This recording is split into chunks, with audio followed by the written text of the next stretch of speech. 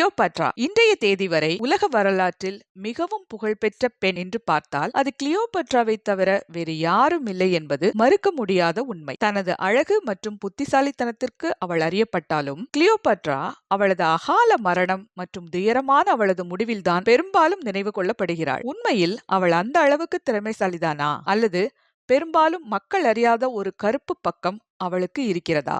இதுவரை வரலாறு கண்ட தந்திரக்காரர்களில் கிளியோபாட்ரா தான் முதலிடம் பிடித்தவள் என்று சொல்லலாமா?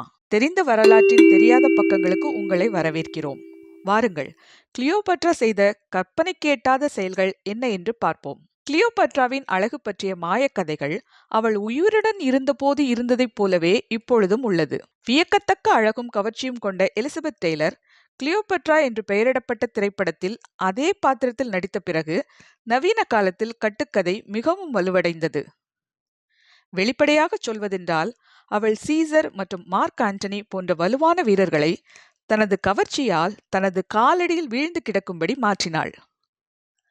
ஆனால் ப்ளூடார்க் போன்ற சமகால வரலாற்றாசிரியர்கள் அவளது கவர்ச்சியால் அதிகம் ஈர்க்கப்படவில்லை. கிபி 75 வெளியிடப்பட்ட அவரது புத்தகமான லைஃப் ஆஃப் ஆண்டனியில் அவர் இவ்வாறு எழுதுகிறார்: அவளுடைய உண்மையான அழகு மற்றும் கவர்ச்சி என்பது வேறு யாருடனும் ஒப்பிட முடியாதது அல்ல. ஆனால் அவளை பார்க்கும் யாரும் அவளது கவர்ச்சியால் தாக்குறாமல் அவளை பார்க்க முடியாது. ஆனால் அது மிகவும் குறிப்பிடத்தக்கது. ஒரு அறையில் அவள் இருந்தால் அவளுடைய இருப்பின் தாக்கம் தவிர்க்க முடியாதது. அவள் சொல்லும் வார்த்தைகள் அல்லது செய்த செயல்கள் எல்லாவற்றிலும் அவளது கவர்ச்சி எல்லோரையும் மயக்கும் ஒன்று. தெளிவாக சொல்வதென்றால் அவளின் கவர்ச்சி என்பது அவளது தோற்றத்தை விட, அதன் வசீகரம் என்பதை விட, அழகை விட அவளது கவர்ச்சி அவளுடைய மூளையில் இருந்து வந்ததே என்று சொல்ல வேண்டும். அவள் கணிதம், மருத்துவம், ரசவாதம், பொருளாதாரம், வரலாறு, புவியியல் மற்றும் அந்த காலத்தில் அறியப்பட்ட ஒவ்வொரு பொதுக்கல்வி பாடத்திலும் தேர்ந்த மாணவி என்றே சொல்லலாம்.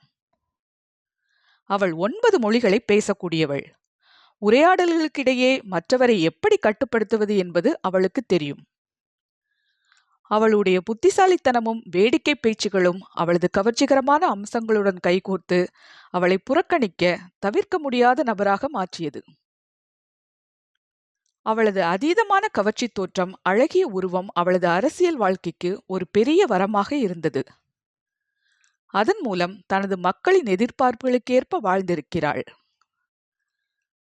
அதிகாரத்தின் மீதான அவளது கைப்பிடி தன் அரசியல் சூதாட்டங்களை எப்படி எதையும் செய்ய துணிந்ததைப் போல அவளுடைய அழகு மற்றும் கவர்ச்சியை தக்க வைத்துக் கொள்ள எகிப்திய தெய்வம் ஐசிஸின் மறுபிறவி அவள்தான் என்ற பிம்பத்தை கட்டமைக்க அவள் எந்த எல்லைக்கும் செல்ல தயாராக இருந்தாள். கிளியோபாட்ரா தனது சகோதரர்களைப் போல அல்லாமல் ஒரு நல்ல நிர்வாகியாக இருந்தாள். அதுவும் அவளை பிரபலப்படுத்தவும் அவளது அழகின் தெய்வீகத்தை கட்டமைக்கவும் நிலைநாட்டவும் உதவியது. கிளியோபாட்ரா அவரது உருவத்தை பராமரிப்பதன் முக்கியத்துவம் மற்றும் சொர்க்க தெய்வீக தோற்றத்தை பராமரிப்பது எவ்வளவு முக்கியமானது என்பதை நன்றாகவே அறிந்திருந்தார். ரசவாதத்தில் வேதியியலுக்கு முந்தைய ஒரு போலி அறிவியலில் நிபுணரான கிளியோபாட்ரா தனது சொந்த வாசனை திரவிய தொழிற்சாலை ஒன்றை டெட்சீக்கு அருகே ஐன்கெடிலில் வைத்திருந்தாள். கிளியோபாட்ரா தனது வாசனை திரவியங்களுக்கு மனதை கட்டுப்படுத்தும் சக்தி இருப்பதாக நம்பினார். மேலும் அவர் விரும்பியதை பெறுவதற்கான தூண்டுதலுக்கான கருவியாக அவற்றை தீவிரமாக பயன்படுத்தினார். தோல் பராமரிப்பு என்று வந்தபோது அவள் எந்த வாய்ப்புகளையும் விட்டு வைக்கவில்லை. அவளுடைய காதலர்களின் பட்டியலை பார்த்தால் அவளுடைய ரசனை வயதான சக்தி வாய்ந்த ஆண்களை விரும்பினாள். ஆனாலும் அவள் தனக்கு வயதாகிவிடக்கூடாது என்று மிகவும் அஞ்சினாள். கிமு முதல் நூற்றாண்டில் போடாக்ஸ் மற்றும் பிளாஸ்டிக் அறுவை சிகிச்சை வசதிகள் எகிப்தில் இருந்ததில்லை. ஆனால் ராணியாக இருந்ததால் அவளுக்கு வேறு வசதிகள் இருந்தது. வரலாற்றின் பக்கங்களில் நாம் காணும் பெரும்பாலான ராணிகளைப் போலவே கிளியோபாட்ராவும் சாதாரண மக்கள் கனவில் கூட நினைத்து பார்க்க முடியாத அபத்தமான மற்றும் விரிவான அழகூட்டு முறைகளை கொண்டிருந்தாள். கிளியோபாட்ராவின் விருப்பமான ஸ்பா சிகிச்சையானது பெரும்பாலான நவீன அமெரிக்க பில்லியனர்கள் வாழ்வின் ஒருமுறை செய்வதற்கு கூட கடினமாக இருக்கும். ஒரு கதையின்படி கிளியோபட்ராவின் குளியல் தொட்டி கழுதை பால் கொண்டு நிரப்பப்பட்டது என்று சொல்லப்படுகிறது. 700 பாலூட்டும் கழுதைகள் இதற்காக எப்பொழுதும் தயார் நிலையில் வைக்கப்பட்டிருந்தன. ஆனால் கழுதை பாலில் குளிப்பது எனக்கொன்றும் முட்டாள்தனமாக தெரியவில்லை. உண்மையில் கழுதைப்பால் பண்டைய காலங்களில் உலகம் முழுவதும் ஒரு சிறந்த வயதை குறைக்கும் பொருளாகவே கருதப்பட்டது. ஆரம்பத்தில் ஒரு முக்கியத்துவம் இல்லாத தெய்வமாக இருந்த ஐசிஸ், பாரோ வம்சத்தின் ஆட்சி காலம் செல்லச் செல்ல பண்டைய எகிப்தின் மிக முக்கியமான தெய்வங்களில் ஒன்றாக மாறியது. ரோமானிய பேரரசு மற்றும் எகிப்திய ராஜ்யத்தின் கூட்டணி வலுப்பெற்றதால் ஐசிஸின் செல்வாக்கு இங்கிலாந்திலிருந்து ஆப்கானிஸ்தான் வரை பரவியது. எனவே கிளியோபாட்ரா ஐசிஸின் மறுபிறவியாக கருதப்படுவது அவரது அதிகாரத்தை தக்க வைப்பதில் ஒரு முக்கியமான விஷயமாக இருந்தது. பாரோக்கள் தங்களை தெய்வமாக கருதி கொள்வது பண்டைய எகிப்தின் வரலாற்றில் ஒன்றும் புதிதல்ல. கிளியோபாட்ரா தன்னை புதிய ஐசிஸ் என்று அறிவித்து அவளை பூமியில் உள்ள தெய்வத்தின் உருவகமாக அங்கீகரிக்கவும் தனது குடிமக்களிடம் ஆணையிட்டாள். அவள் வணங்கப்பட வேண்டும் என்றும் அவள் நடந்த நிலத்தை தன் மக்கள் முத்தமிட வேண்டும் என்றும் எதிர்பார்த்தாள். இந்த திட்டம் வேலை செய்தது என்பது மிகவும் முரண்பாடானது. ஏனென்றால் கிளியோபாட்ரா எகிப்தின் எந்த பழைய ராஜ்யங்களுடன் தொடர்புடையவர் அல்ல. இன்னும் சொல்லப்போனால் அவர் எகிப்தியரே அல்ல. கிளியோபாட்ரா தாலமி வம்சத்தில் வந்தவர். இந்த வம்சம் அலெக்சாண்டர் தி கிரேட் படைத்தலைவர்கள் ஒருவனான முதலாம் டாலமியின் கிரேக்க வம்சாவளியை சேர்ந்தவர். அதாவது கிளியோபாட்ரா கருப்பு அழகி அல்ல, அவள் சிகப்பு நிறத்துடன் இருந்திருக்கலாம். அதாவது அவர்கள் கிரேக்க வம்சாவளியை கொண்டிருந்தனர். ஆனால் அவர்கள் கிரேக்க மொழி பேசினர் மற்றும் கிரேக்க பழக்க வழக்கங்களையும் பின்பற்றினர். கிமு 323 அலெக்சாண்டரின் மரணத்தை தொடர்ந்து டாலமி ஒன்னிற்கு நாடு ஒப்படைக்கப்பட்ட பின்னர் டாலமிகள் 300 ஆண்டுகள் எகிப்தை ஆண்டனர். கிளியோபாட்ராவிற்கு அதிகாரத்திற்கான பாதை எளிதானது அல்ல.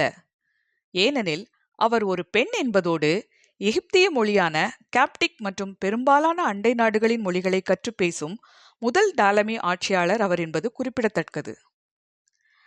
தன்னை ஐசிஸாக சித்தரிக்கும் அவரது முயற்சி நிச்சயமாக ஒரு அதிபுத்திசாலித்தனமான செயலாகும். அதுவே அவளது குடிமக்களின் மத்தியில் அவளை ராணியாக ஏற்க வைத்தது. அவளது ஆட்சி காலம் வரை டாலமிகள் எகிப்திய கலாச்சாரம் அல்லது மதத்தில் ஆர்வம் காட்டவில்லை. அவர்கள் தங்களை அலெக்சாண்ட்ரியா நகரத்தில் அடைத்து வைத்துக் கொண்டார்கள்.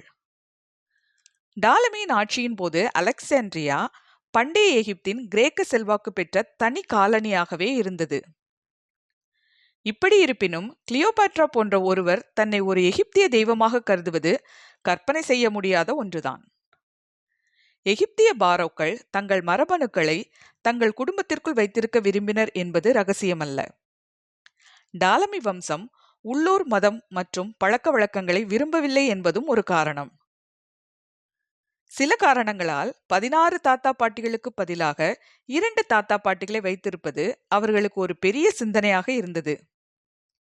கிளியோபாட்ராவின் தாயார் மர்மமான சூழ்நிலையில் இருந்தபோது அவளுக்கு 14 வயதுதான். அவளது தம்பிகள் அப்போது சிறுவர்களாக இருந்ததால் அவரது தந்தை 12ஆம் டாலமி கிளியோபாட்ராவை தனது சிம்மாசனத்திற்கு இணை ராணியாக ஆக்கினார். கிளியோபாட்ரா தனது தந்தையுடன் சேர்ந்து 4 ஆண்டுகள் ஆட்சி புரிந்தார். இருப்பினும் 12ஆம் டாலமியின் மரணத்துடன் கிளியோபாட்ரா சிக்கலில் மாட்டிக்கொண்டார். அவளது 10 வயது தம்பியை திருமணம் செய்து கொள்ளும்படியும் அவனுடன் ஆட்சியை பகிர்ந்து கொள்ளும்படியும் அவள் வற்புறுத்தப்பட்டாள். ஆனால் இந்த திருமணத்தின் ஆரம்பத்திலிருந்தே தனது புதிய கணவருடன் அதிகாரத்தை பகிரும் எண்ணம் தனக்கு இல்லை என்பதே அவள் மிக தெளிவாக இருந்தாள். பண்டைய எகிப்தில் பெண் ஆட்சியாளர்கள் தங்கள் ஆண் சகாக்களுக்கு அடிபணிவார்கள் என்றே எதிர்பார்க்கப்பட்டது. ஆனால் கிளியோபாட்ராவிற்கு அதில் விருப்பமில்லை. அதிகாரப்பூர்வ ஆவணங்களில் இருந்து தனது தம்பி 13ஆம் டாலமி பெயரை நீக்கிவிட்டாள். அவளின் ஆட்சியின் போது அச்சிடப்பட்ட நாணயங்களில் அவளது முகம் மட்டுமே தோன்றுவதையும் அவள் உறுதி செய்தார். இருப்பினும் ரோமானிய இராணுவத்துடனான தகராறில் கிளியோபட்ரா சிரியர்களுக்கு ஆதரவாக இருந்தபோது அவர் ரோமானிய பேரரசின் கோபத்தை பெற்றார். அதிருப்தியடைந்த ரோம் சிறுவனான ராஜாவுக்கு ஆதரவாக இருந்தார்கள். அதன் மூலம் அவரது சகோதரி மற்றும் மனைவி கிளியோபட்ராவை அரியணையிலிருந்து அகற்ற உதவினர். கிளியோபட்ரா தனது அதிகாரத்தை காக்க எடுத்த முயற்சி முறியடிக்கப்பட்டது. மேலும் அவர் தனது தங்கை 4ஆம் மர்சினோவுடன் தப்பி ஓட வேண்டியிருந்தது. 2 சகோதரிகளும் தங்கள் சகோதரனை தப்பிக்க ஒத்துழைக்க வேண்டியிருந்தாலும் இருவருக்கும் இடையிலான உறவு நன்றாக இருக்கவில்லை. அவர்கள் தங்களுடைய கருத்து வேறுபாடுகளை விட்டுக் கொடுக்கவில்லை. அர்சினோ தனக்கு எதிராக சதி செய்கிறார் என்று கிளியோபட்ரா உறுதியாக நம்பும் அளவிற்கு உறவு மோசமடைந்தது. இதற்கிடையில் ஒரு 11 வயது இளைஞரிடம் இருந்து ஒருவர் எதிர்பார்க்கக்கூடிய வகையில் டோலமி 13 பாரோவாக நல்ல ஆட்சி செய்தார். அவரது ஆலோசகர்களால் அவரை கட்டுக்குள் வைத்திருக்க முடியவில்லை. அவர் எவ்வளவு தந்திரமாக இருக்க முடியுமோ அவ்வளவு தந்திரமாக இருந்தார். அவர் பாம்பேவை தூக்கிலிட உத்தரவிட்டார். அவரது மனைவி மற்றும் குழந்தைகள் முன்னிலையில் தூக்கிலிட்டனர். பாம்பேயின் போட்டியாளரான ஜூலியஸ் சீசர் கூட அதை புண்படுத்தும் செயலாக பார்த்தார். ரோமானிய பெருமைக்கு களங்கம் என கருதி எகிப்திய தலைநகரை கைப்பற்றினார். சீசர் மற்றும் கிளியோபட்ராவின் கூட்டுப்படைகளிலிருந்து தப்பி முயன்றார். அந்த முயற்சியில் டோலமி 13 நைல் நதியில் மூழ்கி இறந்தார். மீண்டும் பாரம்பரியத்திற்கு கட்டுப்பட்டு கிளியோபட்ரா தனது இளைய சகோதரர் டோலமி 14 திருமணம் செய்து கொள்ள வேண்டிய கட்டாயம் ஏற்பட்டது. ஆனால் இது பெயருக்கு மட்டுமே ஆன திருமணம். டோலமி 14 அவளை விட மிகவும் இளையவன். மேலும் அவள் ஏற்கனவே சீசருடன் உறவு வைத்துக் கொண்டிருந்தாள். கிளியோபட்ரா சீசருக்கு ஒரு மகனை பெற்றெடுத்தாள். மேலும் டோலமி 14 கொலை செய்ய தாமதிக்கவில்லை. அதனால் அவள் தனது மகனை இணை ஆட்சியாளராக அரசனாக்க முடியும். சீசர் அந்த மகனை வாரிசாக்க விரும்பவில்லை. மேலும் தனது மருமகன் ஆக்டோவியஸை தான் தனது வாரிசாக தேர்ந்தெடுத்தார். கிளியோபட்ராவின் அதிகார வெறி என்பது அவள் தனது உடன் பிறந்தவர்களை கொன்ற வேகத்தில் இருந்தே நாம் தெரிந்து கொள்ள முடியும். இந்த வீடியோவில் முன்னர் ப்ளூ டார்க் அவள் பிறரை எப்படி மயக்கினாள் என்று விவரித்ததை பற்றி சொல்லியிருந்தோம். அவர் சொன்னதில் எந்த தவறும் இல்லை. அவள் ஆண்களை தன் விரல் நுனியில் நடனமாட வைக்கும் வித்தையை அறிந்திருந்தாள். பொதுவாக ஒருவர் செய்ய நினைத்து கூட பார்க்காத செயல்களை கூட ஆண்களை கிளியோபட்ரா செய்ய வைத்தாள். ஆண்களுக்கு என்ன தேவை என்பதை அவள் நன்றாக அறிந்திருந்தாள். அதனால் அவர்கள் மீது மாயா சக்தியையும் கட்டுப்பாட்டையும் வைத்திருந்தாள். தனது புத்திசாலித்தனம் மற்றும் வேடிக்கையான கொஞ்சல் பேச்சுக்கள் மூலம் கிளியோபட்ரா சீசர் மற்றும் ஆண்டனியின் ஆதரவை பெற்றார். அவர்களை கவர்ந்தெழுக்கும் வகையில் நூதனமாகவும் அவள் தன்னை அவர்களுக்கு வழங்கினாள். அவள் தன்னை ஒரு கம்பளத்திற்குள் மறைத்து வைத்திருந்து சீசருக்கு காட்சியளித்தாள். அதே நேரத்தில் ஆண்டனி அவளை முதல் முறையாக பார்க்கும் பொழுது காதலின் தெய்வமான அப்ரோடைட் போல உடையணிந்து வந்தாள். இந்த புத்திசாலித்தனம் நொடிப்பொழுதில் இந்த சக்தி வாய்ந்த மனிதர்களை தனக்கு கட்டுப்பட அவளுக்கு உதவியது. அவளது வசீகர வலை அவர்களின் கண்களைச் சுற்றி கம்பளியைப் போல் சுற்றி கொள்ளும் அளவிற்கு தடினமாக இருந்தது. சீசர் அவள் மீது எந்த அளவிற்கு ஈர்க்கப்பட்டார் என்றார், அவர் ரோமானிய கோவிலான வீனஸ் ஜெனட்ரிக்ஸில் தேவியின் சிலைக்கு அடுத்தபடியாக அவளது சிலையை நிறுவினார் என்றால் பார்த்துக் கொள்ளுங்கள். ரோமானியர்கள் தங்கள் ஆட்சியாளர்களை எகிப்தியர்களைப் போல தெய்வீகமாக கருதியதில்லை. சீசர் அப்படி செய்வது அவதூறாகவும் பார்க்கப்பட்டது. ஆனால் அது சீசர் அல்லது கிளியோபட்ராவிற்கு எந்த கவலையையும் கொடுக்கவில்லை. சீசர் அவள் மீது எந்த அளவிற்கு ஈர்க்கப்பட்டார் என்றால், அவர் ரோமானிய கோவிலான வீனஸ் ஜெனட்ரிக்ஸில் தேவியின் சிலைக்கு அடுத்தபடியாக அவளது சிலையை நிறுவினார் என்றால் பார்த்துக் கொள்ளுங்கள். ரோமானியர்கள் தங்கள் ஆட்சியாளர்களை எகிப்தியர்களைப் போல தெய்வீகமாக கருதியதில்லை. சீசர் அப்படி செய்வது அவதூறாகவும் பார்க்கப்பட்டது. ஆனால் அது சீசர் அல்லது கிளியோபட்ராவிற்கு எந்த கவலையும் கொடுக்கவில்லை. மறுபுறம் ஆப்ரோடைட் உடையணிந்த கிளியோபட்ராவை பார்த்த ஆண்டனி தனது திட்டமிட்டிருந்த படையெடுப்பை முழுவதுமாக மறந்துவிட்டு அலெக்சாண்ட்ரியாவில் கிளியோபட்ராவுடன் குளிர்காலத்தை கழிக்க முடிவு செய்தார். எந்த நவீன கேளிக்கை விடுதிகளிலும் கூட இவர்கள் இருவரும் ஒன்றாக கொண்டாடிய விருந்துகளுக்கு ஈடாகாது. ரோம் உள்நாட்டு போரில் எரிந்து கொண்டிருந்த போது அவர்கள் தங்கள் சொந்த ரகசிய குடிவிருந்துகளை அனுபவித்தனர். ஒருமுறை கிளியோபாட்ரா தனக்காக வினிகரை கொண்டு வரும்படி தன் வேலையாட்களுக்கு கட்டளையிட்டதாகவும் அவள் நகைகள் அனைத்தையும் அதில் கொட்டியதாகவும் சொல்லப்படுகிறது. வினிகரில் நகைகள் கரைந்தவுடன் கிளியோபாட்ரா ஆண்டனியிடம் கட்டிய பந்தயத்தில் வெற்றி பெற அதை குடித்தார் என்றும் சொல்லப்படுகிறது. அந்த நகைகள் இன்றைய மதிப்பில் பல பல கோடிகள் மதிப்பு பெறும். அவளுக்காகவும் ஆண்டனிக்காகவும் ரோம் மற்றும் அலெக்சாண்ட்ரியாவில் ஆண்கள் தங்களை கொன்று கொண்டிருந்தனர். இதற்கிடையில் அகஸ்டஸ் ஆக்டேவியஸ் ரோமின் சிம்மாசனத்திற்கான எந்த ஒரு அச்சுறுத்தலையும் விட்டு வைக்காமல் நீக்கிக் கொண்டிருந்தார்கள். நீங்கள் என்ன நினைக்கிறீர்கள்? இத்தனை கருப்பு பக்கங்கள் இருந்த போதிலும் கிளியோபாட்ரா உங்கள் கூற்றுப்படி வரலாற்றில் மிக அழகான பெண்ணா? உங்கள் கருத்தை கமெண்டில் சொல்லுங்கள். தெரிந்த வரலாற்றின் தெரியாத பக்கங்களை தொடர்ந்து பார்த்து உங்கள் ஆதரவை தாருங்கள்.